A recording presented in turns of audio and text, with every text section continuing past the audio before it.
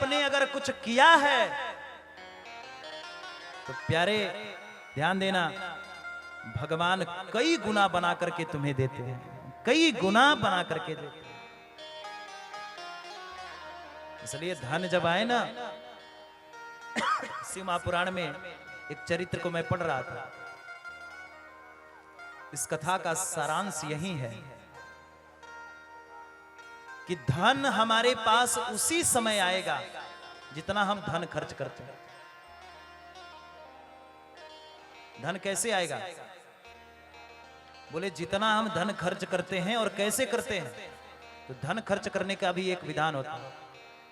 दिन में आप जितना धन खर्च करते हो प्रतिदिन, वही धन 10 गुना बन करके 100 गुना बन करके और फिर हमारे पास आता है। अब विचार करो, आप कितना खर्च करते हो? 1000 खर्च करते हो, 2000 खर्च करते हो, 3000 खर्च करते हो। अब खर्च ये मतलब नहीं कि ब्यूटी पार्लर में पहुंच गए, वो खर्च है नहीं।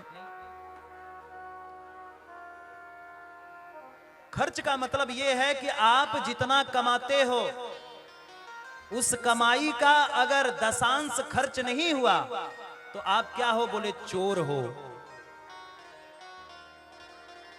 शास्त्रों में ऐसे लोगों को चोर कहा गया है। इसलिए कमाई का दशांश खर्च हो जाना चाहिए। और वो भी कहां? बोले परोपकार में। किसी गरीब की मदद करो,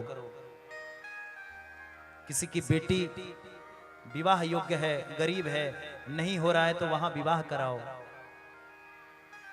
किसी ऐसे व्यक्ति का मदद करो जो मदद के लायक हो।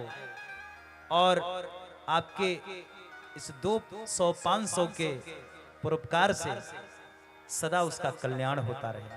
बस यही धन कमाने की गति है, धन खर्च करने की गति है।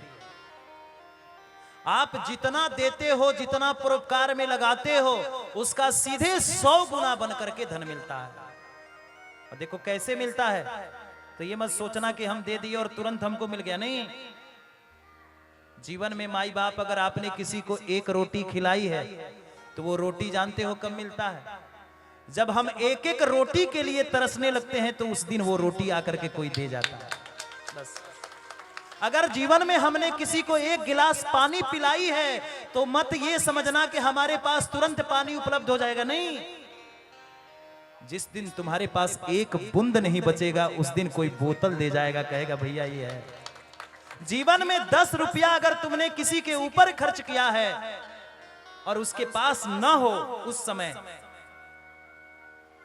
10 रुपया भी किसी गरीब के ऊपर खर्च किया है, तो ध्यान देना, जिस दिन एक एक रुपया के लिए तरसने लगोगे ना, उस दिन कोई आएगा कहेगा साहब आपका 20,000 उधार था, मैं ला करके पहुंचा दिया। ये है धन। इसलिए परोपकार में लगाओ, खर्च करो, धन की गति है। बोल भक्त वत्सल भगवान जय, महादेव की जय। ओ भोलेनाथ सा निराला